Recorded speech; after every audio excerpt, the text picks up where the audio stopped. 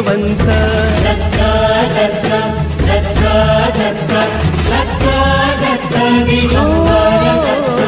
अवधूत चिंतन गुरुदेव दत्त गुरु आमचा तू आम्ही भाग्यवंत नसे जन्म मृत्यू नुरे काही खंत न प्रारंभ मध्य नसे काही अंत